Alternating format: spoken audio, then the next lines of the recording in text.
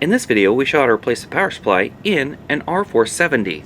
Before working inside your system, read through and follow safety guidelines to protect your system from potential damage and ensure your personal safety. For more information about safety guidelines, see the service manual at dell.com/support.